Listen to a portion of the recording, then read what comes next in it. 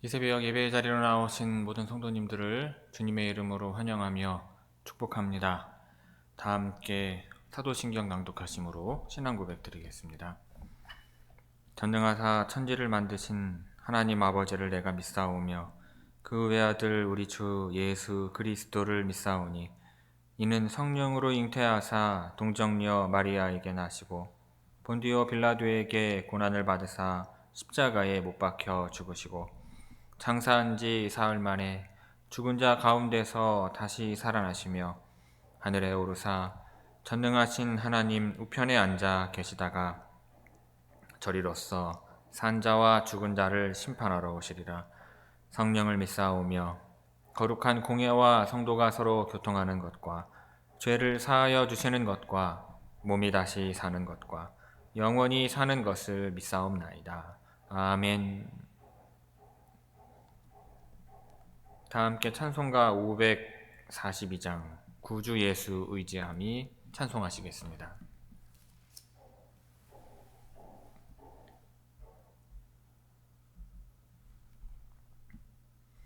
찬송가 542장입니다.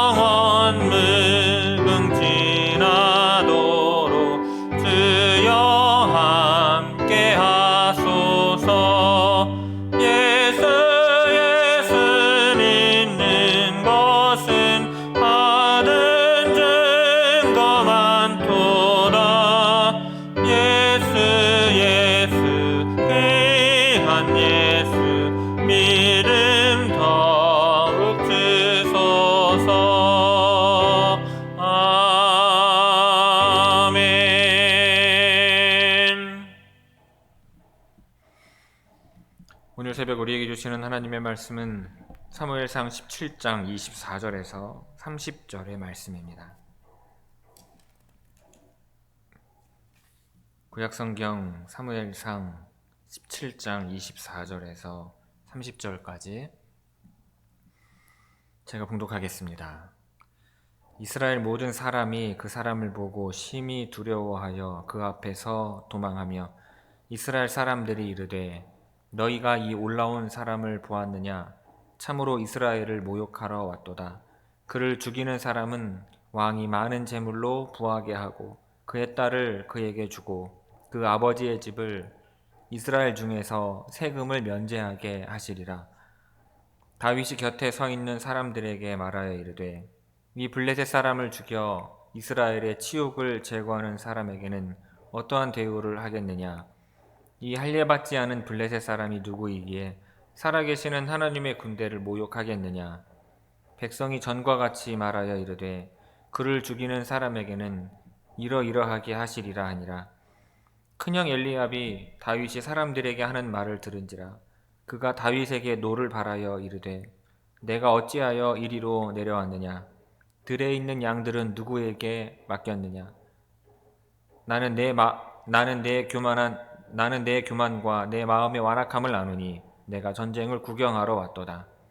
다윗이 이르되 내가 무엇을 하였나이까. 어찌 이유가 없으리이까 하고 돌아서서 다른 사람을 향하여 전과 같이 말하며 백성이 전과 같이 대답하니라. 아멘. 이 새벽 말씀을 통해 주시는 은혜가 함께 하시는 모든 분들을 위해 충만하게 임하기를 바랍니다. 오늘 본문 말씀은 골리앗을 죽인 사람에게 주어질 보상에 관하여 말씀하는 내용입니다. 다윗은 골리앗의 말을 듣고서 분노하여 싸우기로 결심합니다. 그래서 사람들에게 골리앗과 싸워 이긴 사람에게 어떠한 보상이 주어지는지를 묻습니다. 그런데 이 광경을 본 큰형 엘리압이 다윗을 책망을 하는 것입니다. 24절은 골리앗의 재등장과 도발에 대하여 이스라엘 백성들이 보이는 반응을 기록하고 있습니다. 이들은 여전히 골리앗을 두려워하며 도망치고 있었습니다. 이러한 기록을 남겨둔 이유는 현재 전쟁터에서 다윗이 보고 있는 바를 설명하기 위함입니다. 25절은 이러한 상황을 보는 이스라엘 군사들의 반응입니다. 이들은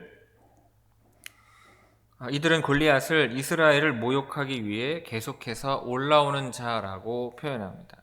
이미 40일 동안 같은 상황을 반복해서 겪고 있었기 때문입니다. 골리앗이 블레셋 군대의 항우에서 나와 이스라엘 쪽으로 다가오면서 거칠고 모욕적인 말로 도전해 왔습니다. 골리앗의 행동에서 나타나는 가장 큰 특징은 이스라엘에 대한 모욕입니다. 모욕이라고 하는 단어가 6번이나 사용이 되고 있어요. 골리앗이 자신의 말과 행동은 모욕을 주기 위함이라고 인정을 했고 이스라엘 백성들은 모욕을 받았다고 생각을 했으며 다윗도 골리앗이 이스라엘 군대를 모욕하고 있다고 외쳤습니다. 골리앗이 위협적인 몸짓을 하며 발걸음을 옮길 때마다 그 방향에 있는 이스라엘 백성들이 공포에 사로잡혀 대열을 무너뜨리며 뒤로 도망치는 사태가 일어났습니다. 이러한 사태는 실제로 싸워서 지는 것보다 더 큰 모욕입니다. 그러므로 사울은 골리앗에 대한 두려움을 없애고 그와 싸우려는 용기를 북돋우기 위해 그를 죽이는 사람에게 많은 보상을 약속했습니다. 첫째는 많은 재물을 약속을 했고 둘째는 왕의 딸과 혼인하는 것이며 셋째는 아버지의 집이 바쳐야 할 세금과 부역을 면제해 주겠다는 것입니다. 아버지가 살아있을 때 출가한 딸을 제외하면 그 아들들은 결혼을 했다 하더라도 모두 아버지의 집에 속했습니다. 25절에서 이 올라온 사람은 골리앗을 말합니다. 골리앗은 처음에 자기 진영 앞으로 나와 골짜기에 섰으므로 이스라엘 백성들보다 낮은 위치에 있었습니다. 그래서 골리앗은 이스라엘에서도 한 사람을 아래쪽으로 내려보내라고 소리쳤어요. 시간이 지났을 때 골리앗은 점차 가까이 다가왔습니다. 그리고 마침내 이스라엘 진영 쪽 산으로 올라왔어요. 그러자 두려워한 이스라엘 백성들은 골리앗 한 사람 때문에 도망치기 시작을 했습니다. 이를 본 다윗은 자기 주변에 있는 사람들에게 이 블레셋 사람을 죽여서 이스라엘이 받은 치욕을 되갚아주는 자가 어떠한 보상을 받는지에 관하여 물어보았습니다. 골리앗을 죽이는 자에게 어떠한 대우를 하겠느냐는 물음은 자신이 죽이겠다는 것을 내포하고 있는 말입니다. 그는 골리앗을 죽이는 것을 이스라엘에 대한 모욕을 제거하는 일로 보았고, 그러한 영웅에게는 정당한 대우를 해주어야 한다고 생각한 것입니다. 다윗은 골리앗에 대해 할례받지 않은 블레셋 사람이라고 경멸적으로 표현을 했는데, 이 할례받지 않은 블레셋 사람이 누구이기에 살아계신 하나님의 군대를 모욕하느냐라는 말은 감히 부정한 인간이 살아계시며 거룩하신 하나님을 모욕한다고 생각해서 분노에 차서 한 말입니다. 다윗에게 하나님은 살아계신 하나님인 것입니다. 그는 늘 하나님과 동행하고 있었고 하나님의 영과 함께 움직이고 있었기 때문에 하나님이 지금도 역사하고 계신다는 사실을 믿은 것입니다. 그래서 하나님의 백성인 이스라엘을 모욕하는 것은 하나님을 모욕하는 것으로 생각했습니다. 이러한 다윗의 말은 자신이라도 당장 나가서 골리앗과 싸워 살아계신 하나님을 모욕한 벌을 주어야겠다는 의미입니다. 그러자 백성들이 전과 같이 보상을 설명을 해줘요. 하지만 다윗의 큰형인 엘리압이 다윗이 하는 말을 듣고 분노하여서 다윗을 세 가지로 책망을 합니다. 첫째, 내가 여기 온 이유를 알고 있느냐? 둘째, 몇 마리 안 되는 광야의 양을 누구에게 맡겼느냐? 셋째, 내가 평소에 교만하고 마음이 약하더니 전쟁을 구경하려고 내려왔느냐입니다. 이러한 책망에는요, 엘리압이 다윗을 바라보는 시각이 반영되어 있습니다. 엘리압은 다윗이 게으르고 무책임할 뿐 아니라 교만하고 악한 마음을 가지고 있다고 평가했어요. 사울이 처음에는 겸손하였다는 평을 들은 것과는 사뭇 다르지요. 그런데 이러한 엘리압의 평가에는요, 자신이 기름 부음 받을 뻔하였는데 막내가 그 자리를 가져갔다는 질투심이 반영되었을 것입니다. 다윗은 자신이 아직 아무런 행동도 취하지 않았는데 형이 심하게 책망한다고 말합니다.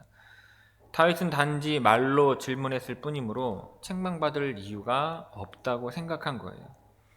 물론 다윗이 이렇게 사람들에게 물어보는 데는 정당한 이유가 있습니다. 그 이유는 남에게 말하기 곤란한 것인데 곧 자신의 기름 부음 받은 소명을 이루려는 것입니다.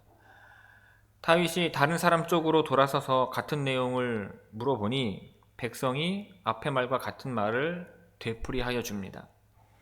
자, 3번이나 같은 말을 들은 다윗은 마침내 왕이 내건 보상이 확실함을 알게 되었고 골리앗과 싸우겠다는 자신의 결심을 굳힙니다. 다윗은요, 기름 부음을 받은 이후로 자신의 소명에 대한 분명한 확신이 있었습니다. 그런데 사무엘 선지자도 가족들도 자신을 돕지 않았어요. 사무엘 선지자는 라마에 집거하면서 소식을 끊었고 가족은 여전히 다윗을 기름 부음 받은 자로 인정하지 않았습니다. 그러므로 다윗은 자신의 소명을 이루기 위해 스스로 노력할 수밖에 없었어요. 그런데 마침 골리앗에 대한 의분이 끓어오르던 중 왕의 보상을 알게 되자 이것이 하나님께서 주신 기회라고 받아들이고 하나님을 믿고 싸우겠다고 결심한 것입니다. 자, 24절에서 우리 30절까지 천천히 함께 읽도록 하겠습니다. 24절에서 30절입니다. 이스라엘 모든 사람이 그 사람을 보고 심히 두려워하여 그 앞에서 도망하며 이스라엘 사람들이 이르되 너희가 이 올라온 사람을 보았느냐? 참으로 이스라엘을 모욕하러 왔도다. 그를 죽이는 사람은 왕이 많은 재물로 부하게 하고 그의 딸을 그에게 주고 그 아버지의 집을 이스라엘 중에서 세금을 면제하게 하시리라. 다윗이 곁에 서 있는 사람들에게 말하여 이르되 이 블레셋 사람을 죽여 이스라엘의 치욕을 제거하는 사람에게는 어떠한 대우를 하겠느냐?